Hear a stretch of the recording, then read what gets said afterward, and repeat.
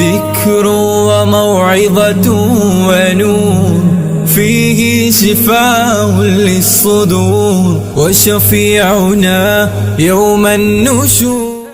الحمد لله وحده والصلاة والسلام على من لا نبي بعده. أما بعد فأعوذ بالله من الشيطان الرجيم. بسم الله الرحمن الرحيم. ولئن سألتهم من خلق السماوات والأرض وسخر الشمس والقمر ليقولن الله فأنى يؤفكون. الله يبسط الرزق لمن يشاء من عباده ويقدر له إن الله بكل شيء عليم. صدق اللہ مولانا العظیم. آج کے درس کا آغاز سورۃ العنکبوت کی آیت نمبر 61 سے ہو رہا ہے. گزشتہ آیات میں ایمان والوں کا ذکر تھا اور اللہ تبارک و تعالی نے ایمان والوں کو ہجرت کا حکم دیا تھا کہ اگر کسی علاقے میں اللہ تعالیٰ کی عبادت کرنا مشکل ہو، جیسے اس وقت مکہ مکرمہ میں مسلمانوں کو کافروں کی طرف سے ستایا جاتا تھا، تو فرمایا کہ اللہ تعالیٰ کی زمین وسیع ہے اور ہجرت کر کے چلے جاؤ، اور اس بات سے نہ ڈرو کہ ہجرت کر کے جائیں گے تو وہاں پر ہمارے لیے روزی کا سامان کہاں سے میسر ہوگا، وہاں تو ہمارا کوئی کاروبار اور تجارت نہیں ہے، روزی دینے والی ذات اللہ تعالیٰ کی ہے. اب ہجرت کون لوگ تھے جو مسلمانوں کو ستاتے تھے، اللہ تعالیٰ کی عبادت سے روکتے تھے؟ وہ کافر تھے، مشرکین مکہ تھے. تو مکہ کے مشرک جو مسلمانوں کو اللہ تعالیٰ کی عبادت کرنے سے منع کرتے اور روکتے تھے. تو ان آیات میں اللہ تعالیٰ کی وحدانیت اور توحید کا ذکر ہے. فرمایا میرے نبی اور پیغمبر ان لوگوں سے جو مشرک ہیں، جو آپ کو اللہ کی عبادت سے منع کرتے ہیں اور روکتے ہیں، ان سے ذرا پوچھیں نا کہ آسمان اور زمین کو کس نے پیدا کیا ہے، یہ سورج اور چاند کا نظام یہ کس کے کنٹرول میں ہے اور کس کے قبضہ قدرت میں ہے؟ یہ ساری کائنات کا مدبر اور ساری کائنات کا خالق اور مالک کون ہے؟ کون ہے جو کسی کی روزی کو تنگ کرتا ہے، کسی کی روزی کو وسیع اور کشادہ کرتا ہے؟ تو فرمایا کہ یہ لوگ بھی اس بات کے اقراری ہیں. ان تمام سوالوں کے جواب میں ان کا ایک ہی جواب ہوگا کہ یہ کام کرنے والی کون سی ذات ہے؟ اللہ تعالیٰ کی ہے. جب وہ یہ مانتے ہیں کہ زمین آسمان کا خالق اللہ ہے، سورج چاند ستاروں کا خالق اور مالک اللہ ہے، ان کو کام میں لگانے والا اللہ ہے، ساری کائنات کا مدبر اور منتظم اللہ ہے، پھر اللہ تعالیٰ کی عبادت سے منع کیوں کرتے ہیں؟ پھر اللہ تعالیٰ کے سامنے سجدہ ریز کیوں نہیں ہوتے؟ پھر اللہ کے سامنے جھکتے کیوں نہیں ہیں؟ تو ان آیات میں اللہ تعالیٰ نے ایک دفعہ پھر ان لوگوں کو جو اللہ تعالیٰ کی وحدانیت اور توحید کو نہیں مانتے، ان کو توحید کی طرف بلایا ہے. تو فرمایا وَلَئِن سَأَلْتَهُمْ، اگر آپ ان سے پوچھیں من خلق السماوات والارض، کس نے پیدا کیا ہے آسمانوں کو اور زمین کو، وسخر الشمس والقمر، اور کس نے لگایا ہے سورج اور چاند کو اپنے اپنے کام میں، لَيَقُولُنَّ اللَّهُ، تو وہ سب لوگ کہیں گے کہ یہ اللہ نے کیا. فَأَنَّى يُؤْفَكُونَ، تو پھر کہاں الٹے پھرے جا رہے ہیں؟ ادھر تو مانتے ہیں کہ زمین آسمان کا خالق اللہ ہے، سورج چاند کو کام میں لگانے والا اللہ ہے، تو پھر کہاں الٹے پھرے جا رہے ہیں؟ انہیں چاہیے کہ عبادت بھی کس کی کریں؟ اللہ تعالیٰ کی کریں. اللہ یبسط الرزق لمن یشاء، اللہ تعالیٰ رزق کو وسیع کرتا ہے، کشادہ کرتا ہے جس کے لیے چاہتا ہے، من عبادہ، اپنے بندوں میں سے، ویقدر لہ، اور جس کے لیے چاہتا ہے تنگ کرتا ہے. ان اللہ بکل شیء علیم، بے شک اللہ تعالیٰ ہر چیز کو جاننے والا ہے. یہاں ایک سوال کو بھی سمجھیں. بہت سارے لوگوں کے ذہن میں یہ سوال آتا ہے کہ یہ جو رزق کی تقسیم ہے، بہت سارے لوگوں کو اس میں ڈاؤٹ ہے، مسلمان ہونے کے باوجود کہتے ہیں جی یہ کیا وجہ ہے کہ ایک آدمی کو اللہ تعالیٰ نے بہت زیادہ مال دیا اور پیسہ دیا ہے، اور دوسرا آدمی ہے اس کے لیے اس کے پاس کھانے کے لیے ایک لقمہ اور روٹی بھی نہیں ہے، تو یہ جو تقسیم ہے، بعض دفعہ اللہ تعالیٰ کی اس تقسیم پر وہ اعتراض کرتے ہیں اور پھر کفر تک جا پہنچتے ہیں۔ تو اس مسئلے کو اچھے طریقے سے سمجھیں۔ اللہ تعالیٰ نے جیسے دنیا کی دیگر چیزیں ہیں ان میں تفاوت رکھا ہے۔ اگر ہم دیکھیں ہماری زندگی میں تفاوت ہے، کسی کی زندگی لمبی ہے، کسی کے مختصر ہے، کوئی جوانی میں فوت ہو جاتا ہے، کوئی بڑھاپے میں فوت ہو جاتا ہے، کوئی بچپن میں فوت ہو جاتا ہے۔ تو جیسے دنیا کی دوسری چیزوں میں اللہ تبارک و تعالیٰ نے تفاوت رکھا ہے، یعنی سب کو ایک جیسی عمر نہیں دی کہ سب کی عمر 30 سال ہو جائے، سب کی عمر 40 سال ہو جائے۔ اگر سب کی عمر ایک جیسی ہو جائے تو پھر کائنات اور دنیا کا نظام نہیں چلتا، پھر بہت ساری خرابیاں اس میں لازم آتی ہیں۔ اسی طرح اللہ تبارک و تعالیٰ نے جو رزق کی تقسیم کی ہے یہ بھی اپنے اختیار میں رکھی ہے۔ فرمایا نحن قسمنا بینہم معیشتہم فی الحیات الدنیا، ہم نے یہ دنیا کی زندگی میں ان کی معیشت کو اور روزی کو تقسیم کیا ہے۔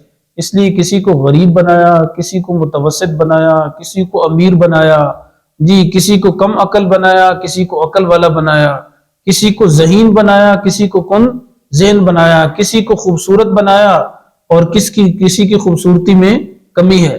تو یہ اللہ تعالیٰ کی ایک اپنی ایک تقسیم ہے، اللہ تعالیٰ کی قدرت کا ایک حصہ ہے جس میں بے شمار حکمتیں ہیں۔ صرف ایک دو حکمتیں میں عرض کرتا ہوں۔ مثلا ایک حکمت تو یہ ہے کہ دیکھیں نا، اللہ تعالیٰ نے یہ تقسیم رکھ کر ہمیں ایک دوسرے کا محتاج بنایا ہے کہ اس میں بھی ہمارا امتحان ہے۔ ایک آدمی جو مالدار ہے وہ یہ نہ سمجھے کہ اللہ نے مجھے اتنا پیسہ دیا ہے اور بس مجھے تو اب کسی کی ضرورت نہیں، ایک نہ ایک دن وہ بھی غریب کے دروازے پر آئے گا۔ جب اس نے کسی سے مزدوری کروانی ہوگی تو وہ بھی مزدور کا دروازہ کھٹکھٹائے گا، کوئی کام پیش آئے گا تو وہ بھی فقیر کے دروازے پر آئے گا۔ اس لیے اللہ نے جس کو مال دیا وہ اپنے آپ کو بالکل مستغنی اور بے نیاز نہ سمجھے دوسروں سے، اور جو فقیر ہیں انہیں بھی یہ چاہیے کہ وہ بھی اپنے آپ کو مستغنی اور بے نیاز نہ سمجھیں، ان کو بھی ضرورت ہے پیسے کی، وہ بھی کسی کی مزدوری کریں گے، کسی کا کام کاج کریں گے تو پیسے ملیں گے۔ تو اللہ تبارک و تعالیٰ نے اس میں ایک حکمت تو یہ ہے کہ ہمارا امتحان رکھا ہے تاکہ یہ دنیا کا نظام چلے۔ یہ اگر سب امیر ہو جائے نا تو پھر کوئی آدمی دوسرے کو سلام کرنے کے لیے تیار ہی نہیں ہوگا۔ اگر سب غریب اور فقیر ہو جائیں تو پھر کیا نتیجہ ہوگا؟ پھر کہاں سے ان کو جو ہے نا کام کرنے کے لیے تو سب تیار ہوں گے لیکن پیسے دینے کے لیے کوئی تیار نہیں ہوگا۔ اس لیے اللہ تعالیٰ کا نظام ہے کہ کسی کو امیر بنایا، کسی کو غریب بنایا، کسی کو پیسہ زیادہ دیا، کسی کو کم دیا، تاکہ یہ دنیا کا نظام چلتا رہے۔ اس لیے جن آدمیوں کو اللہ تعالیٰ نے مال دیا ہے وہ مال کے باوجود بھی اپنے اوپر کیا ہے، فخر نہ کریں، اترائیں مت، بلکہ اپنے آپ کو محتاج سمجھیں کہ باوجود مال ہونے کے ہم بھی محتاج ہیں۔ وہ مال ہوتا ہے کتنا لوگوں کے پاس، لیکن پھر بھی ڈاکٹر کے محتاج ہیں، جا رہے ہیں ڈاکٹر کے پاس پیسہ خرچ کر رہے ہیں۔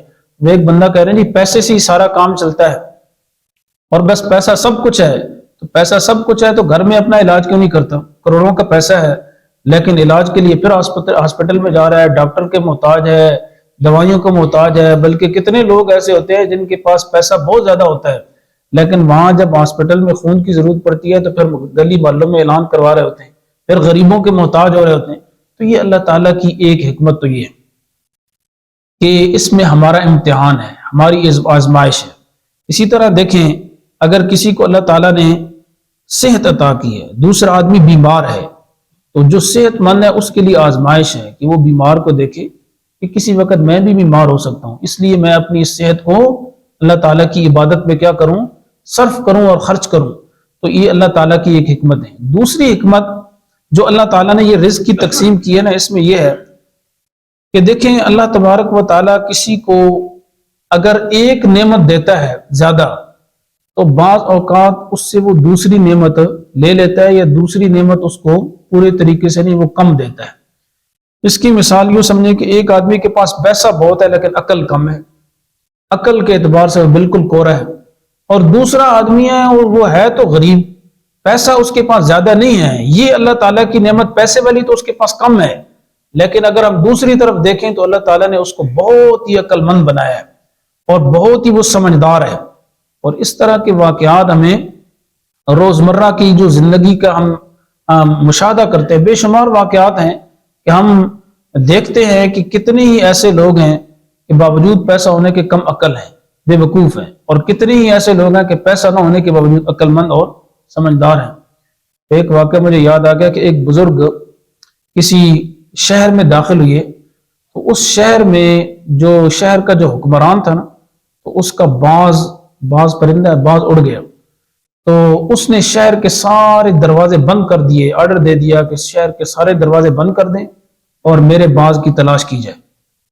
جیسے آج کل بھی سوسائٹیوں کے دروازے ہیں نا، اس زمانے میں بھی شہر کے باہر دروازے ہوتے تھے، آدمی ان دروازوں سے شہر میں داخل ہوتا تھا، تو اب شہر کے سارے دروازے بند کر دیے گئے۔ وہ جب بزرگ اس شہر میں داخل ہوئے تو ان کو بتایا گیا کہ شہر کے سارے دروازے بند ہیں۔ انہوں نے پوچھا بھی کیوں؟ کہا جی بادشاہ کا باز اڑ گیا ہے، اس لیے اس کی تلاش میں لوگ لگے ہیں۔ وہ بزرگ ہنس پڑے، کہا کہ بادشاہ کتنا احمق اور بے وقوف ہے کہ بھئی باز جو اڑا ہے تو وہ دروازے سے تھوڑا ہی جائے گا، جی دیوار ایک حد تک ہوگی نا، دیوار کو کراس کر کے اوپر سے چلا جائے گا، تو یہ کیا ہے، اس نے دروازے بند کر دیے۔ تو وہی دل ہی دل میں دعا کرنے لگے، یا اللہ کیسے احمق اور بے وقوف لوگوں کو آپ نے حکمرانی دی ہے، جس کو اتنا پتہ نہیں ہے کہ باز دروازے سے نہیں جاتا بلکہ اوپر سے اڑ کر جاتا ہے۔ تو اللہ تعالیٰ نے فوراً ان کے دل میں الہام کیا اور ان کے دل میں بات ڈالی، اگر تم چاہو تو ہم بادشاہ کی حکومت تمہیں دے دیں اور تمہاری عقل اور تمہاری سمجھ اس کو دے دیں اور اس کی حماقت اور بے وقوفی تمہیں دے دیں، ہم تمہیں بادشاہ بنا دیتے ہیں، لیکن اس کے ساتھ ساتھ تم سے یہ سمجھ لے لیں گے اور یہ حماقت بادشاہ کی کیا ہے تمہیں دے دیں گے۔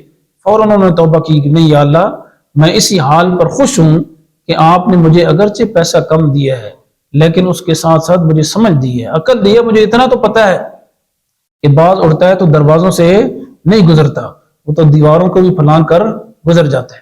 یہ اللہ تعالیٰ کی بے شمار حکمتیں ہیں، اس لیے صرف میں نے یہ 2 حکمتیں ذکر کی ہیں، ورنہ اس میں اللہ تعالیٰ کی جو رزق کی تقسیم ہے بڑا لمبا ٹاپک اور موضوع ہے، تو انشاءاللہ کسی وقت اس پر جو ہے نا مستقل ایک بیان جو ہے وہ ہوگا کہ بھئی اس میں اللہ تعالیٰ کی بڑی حکمتیں ہیں۔ تو چونکہ درس مختصر ہوتا ہے اس لیے مختصراً 2 حکمتیں میں نے ذکر کر دی۔ تو یہاں بھی اللہ تعالیٰ نے فرمایا اللہ یبسط الرزق لمن یشاء، اللہ تعالیٰ رزق کو وسیع اور کشادہ کرتا ہے جس کے لیے چاہتا ہے اپنے بندوں میں سے، وَيَقْدِرُ لَهُ، اور جس کے لیے چاہتا ہے تنگ کرتا ہے، ان اللہ بكل شيء علیم، بے شک اللہ تعالیٰ ہر چیز کو جاننے والا ہے۔ وَلَئِن سَأَلْتَهُمْ مَن نَزَّلَ مِنَ السَّمَاءِ مَاءً، اگر آپ ان سے پوچھیں کہ کس نے آسمان سے پانی نازل کیا، فَأَحْيَا بِهِ الْأَرْضَ، پھر اس پانی کے ذریعے زمین کو زندہ کیا، مِن بَعْدِ مَوْتِهَا، اس کے مر جانے کے بعد۔ تو زمین کی موت کیا ہے؟ اس کا خشک ہو جانا، اس کا بنجر اور آباد نہ ہونا، یہ اس کی موت ہے۔ لَيَقُولُنَّ اللَّهُ، تو وہ کہیں گے کہ اللہ نے۔